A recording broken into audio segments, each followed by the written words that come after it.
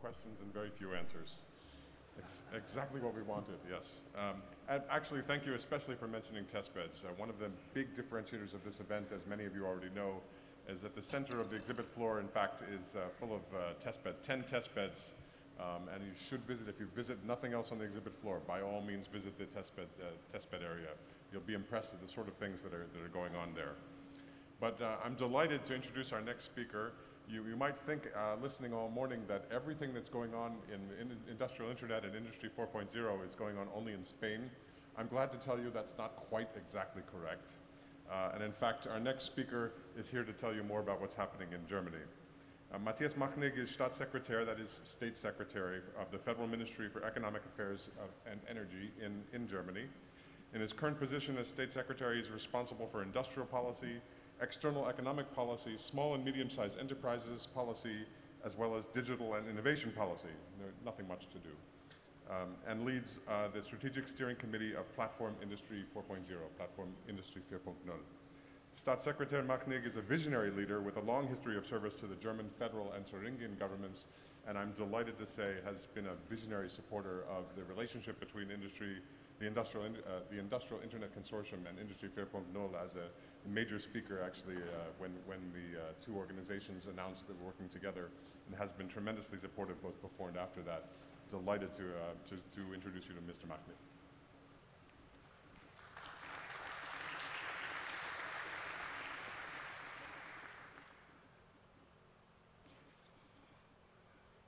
Yeah, dear Bob Soley, ladies and gentlemen, thank you first of all for inviting me. And it's not easy speaking after a visionary presentation by Derek Halloran, because, and that's my current feeling, we have to be very down to the ground when we are talking about digitalization, because sometimes we have big visions, but we don't know sometimes what kind of practical steps we are going to go. And being a politician, I'm not here to talk about visions. I'm talking about what might be practical steps and what are answers to the question that you raised. And let me start by the following. No one in this room, not the IIC, not Apple, not Google, not Bob Soley or me, don't know exactly what's going to happen in the next 10 to 15 years. Because there's a huge change, there's a huge shift, there's a huge dynamic on innovations, and this will change a lot. This will change our lives, it will change business, it will change qualifications, it will change technologies, and it will change also business models. And now, the task of politician is to think how to do this and how to manage this. And let me start by making clear what, from a German point of view, might be right answers. Let me start by saying there are alternatives, because when I was the last time at the World Economic Forum, I saw a lot of politicians and also scientists and business people, and they had one word in their mouth. This was disruption. And I asked Joe Kaeser, who is the CEO of Siemens, how can Siemens be disruptive? Because disruption means you are going to change your business model very fast, so that you are in a couple of years have the same output based on a new business model that you have before. And therefore, to my mind, we shouldn't talk about disruption, we should talk about transformation. Because the truth is, there will be a transformation for the next 5, 10, 15, maybe 20 years. And this transformation strategy has one as one task. The task is, how can we implement the technology potential of digital technologies into the DNA of our economy? That's the question. And we have to look also, when we talk about disruption, why are certain business models disruptive? Are they disruptive because they use the digital power of their business model? Or are they successful because they don't have to fulfill the standards other business models have to fulfill? I'll give you one example. Everyone is talking about Uber. And now you can argue, yes, Uber is a very innovative business model because he's using the potential or the technologies of digitization.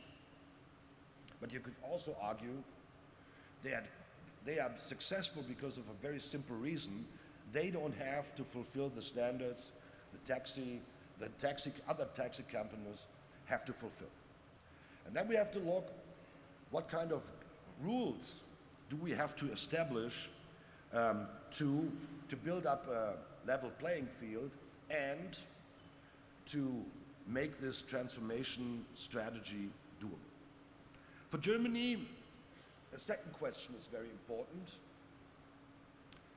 Is the way into the digital future a platform-driven one or a production or service-driven one? That's very important. And that's a very simple reason. In the US, and Bob is always smiling when I'm saying this, industrial production has about 10% of the GDP.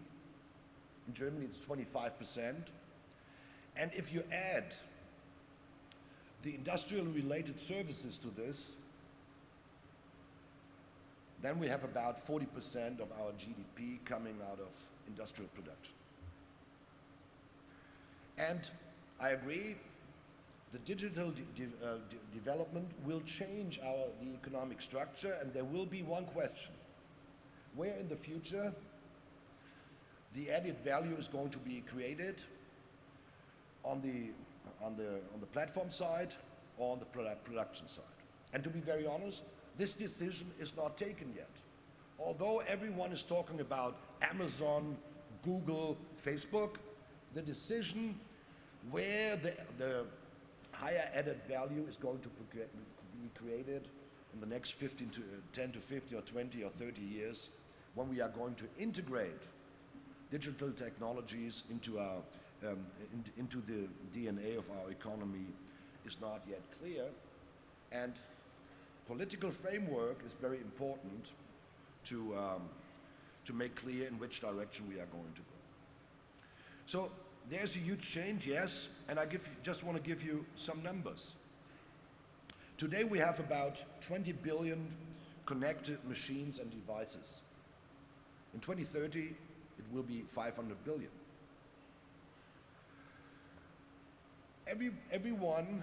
Every person on this planet will then be connected to 60 objects, machines, and sensors.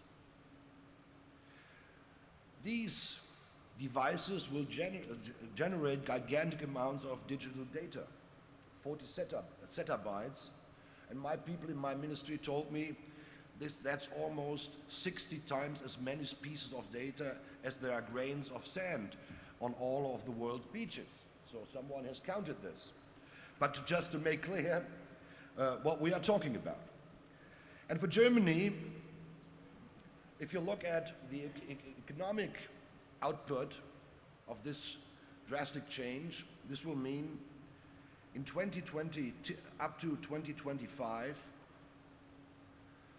435 billion euros will be added on to our economic output by digitization. Our productivity is going to rise by 30%. Our efficiency is to improve by 3.3% every year, and our cost could fall at an annual rate of 2.6%. So this is for us a key question. And as I said, because no one knows, not in this room or in the Silicon Valley, where we are going to go, we started one thing, a very simple thing. And by the way, that's what we are doing here. We were starting learning partnerships. A learning partnership, and the biggest learning partnership that we have in Germany, is what we call our Industry Platform 4.0.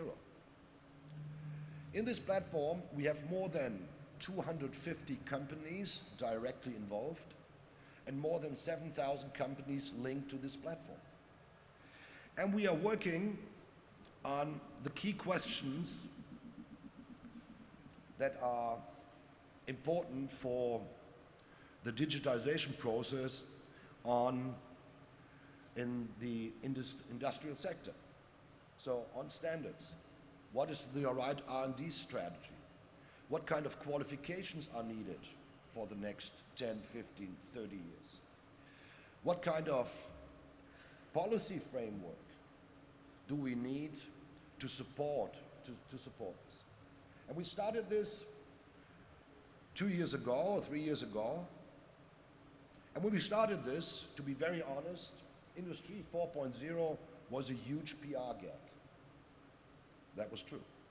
And I went to a couple of fairs, Hanover Fair, CeBIT in 2014, and everyone had a big shield there saying Industry 4.0. And when you looked what they presented, there was a lot of PR, but not much substance. Now, 2 years later, when we were together on the Hanover Fair, you could see what's happened. 2 years later, not only big companies like Siemens or General Electric or whosoever, but also small and medium-sized companies presented smart solutions, efficient solutions, digital solutions for the production side. And this shows 2 years of work made progress. And we created, in 2 years, more than 300 test cases how to use the Internet of Things or the digital technologies.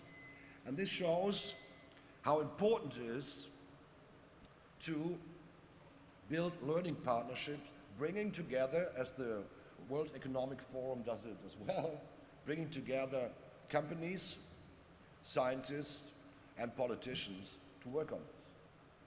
Because when we talk about Industry 4.0 or IoT or whatsoever, it's good to talk about this, but Industry 4.0 is only working if we also are able to create Law 4.0.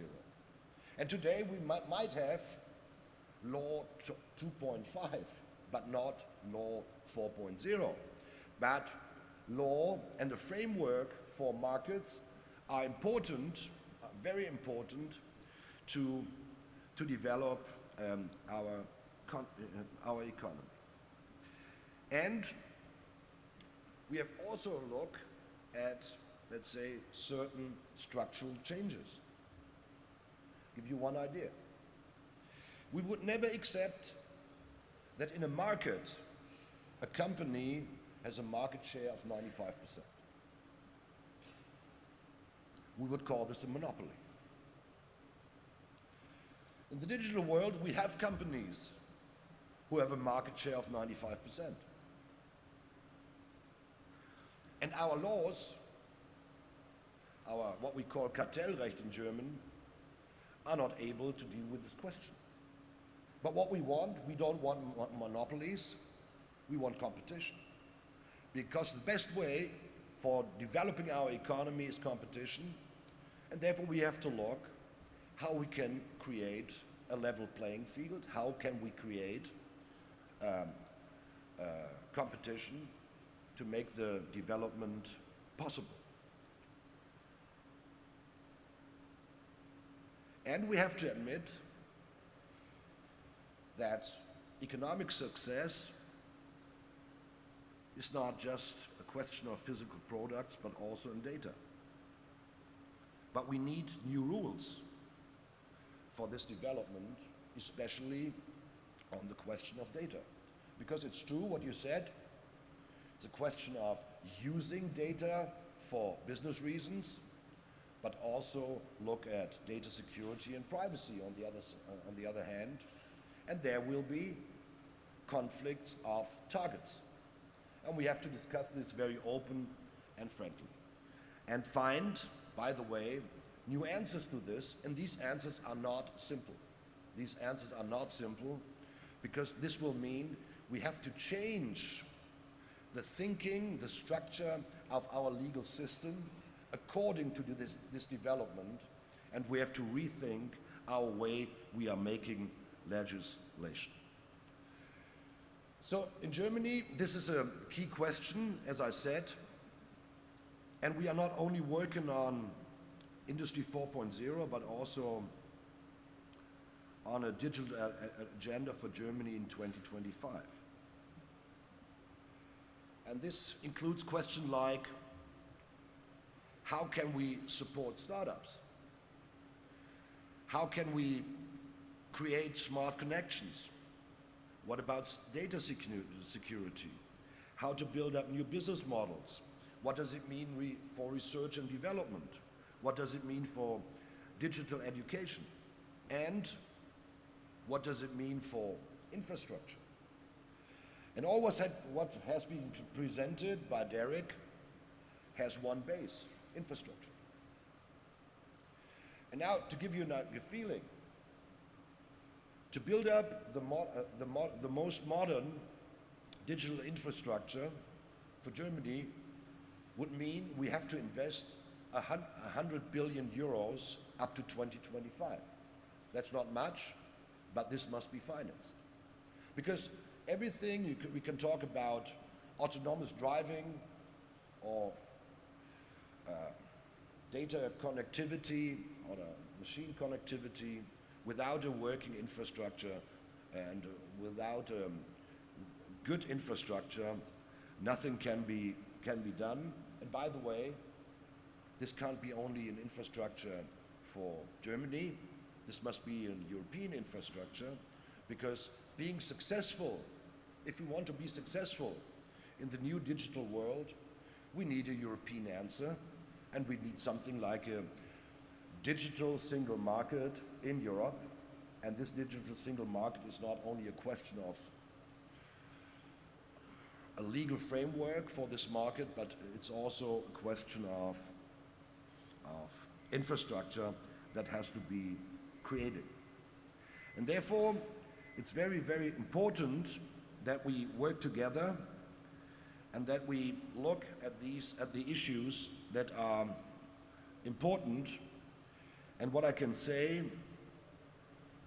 what we've reached in our work on Industry 4.0, 68% of the German companies are confident that digitalization will create new opportunities, and they are on the way.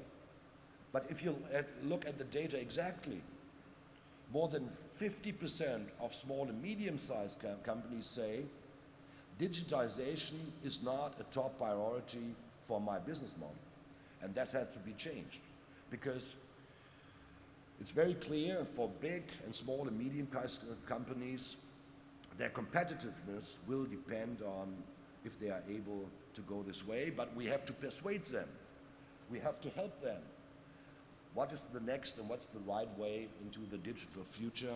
And that has to be supported, and that has to be helped by science, politics, and others. And we in Germany want international cooperation on this field. That was the reason why we, 2 years ago, I think, we made a cooperation with the IIC. Because it's very clear the digital economy must be a global economy and a global approach, and that means we need cooperation. And in this cooperation with other countries, we want to harmonize referent architectures and standards so that we can jointly develop practical application and test centers. And that is exactly what we do. In September this year, more than 300 experts from the ISC and the platform 4.0 came together, and I'm very sure on the next Hanover Fair they are going to present new answers, new test beds, new examples how we are going to do this. And this makes clear that we need international cooperation, and that's the reason why we, as a German government, are not only working together with the IIC, but also with other partners. This year in November, we will have the first German-Chinese conference on digitization. We have made an agreement with Japan, working together with Japan. We work together with France and the industry de futur. And of course, we are trying to push developments within the European Union, and we are working together day by day to speed up these processes within the European Union. And next year, we are taking over the G20 presidency, and I think the first time for more than a decade, information and information technology questions or digitization questions will be a key question in our G20 agenda.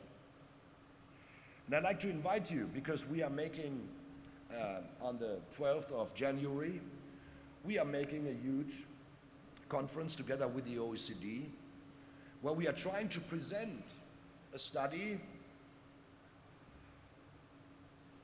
which shall analyze, or is analyzing, what are the key factors for digitalization, not in Europe, but let's say within the G20.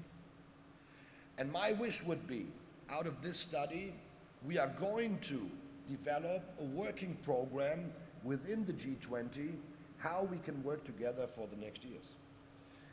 Mid of March, we are going to invite all Industry 4.0 platforms within, from the G20 partner countries, so ISC, Industrie Futur, and others, to bring those experts together that are needed to make this, this development possible. And at the beginning of April, there will be a G20 ministerial meeting where we try to agree on a working program and maybe also agree on something like a digital charter and clear working processes on infrastructure, standardization, data security, and so on. And hopefully this is a starting point also for cooperation on the international level and also on the G20 level. Let me finish with the following. Yes, digitization is a fact. Yes, there will be structural changes, but we have to look at this very intense. Because at the end, digitization or all industrial revolutions based on one thing: acceptance. If we are not able to create acceptance on the side of companies, consumers, employees, we will not able to develop the high potential of the digital technologies. And therefore, I like technologies, but technologies are not the solution for every social or problems of our society. And some speeches I hear, there's too much technology and not enough policy and not enough society, because they are needed to develop the potential of digitization. And therefore I hope that fairs are like this, yes, they are looking at, of course, on technologies, but that we are also discussing what must be the right social, legal, economic framework that is needed to shape digitization, to shape. Because also the other 4 or 3 industrial revolutions before had to be shaped. They needed a political and an economic framework to make this development acceptable. And therefore, I hope this conference is able to do this. I hope this conference gives us a new push. I hope this conference will be a starting point for many international corporations, because I'm very sure without international cooperation we can't be successful. Thanks a lot.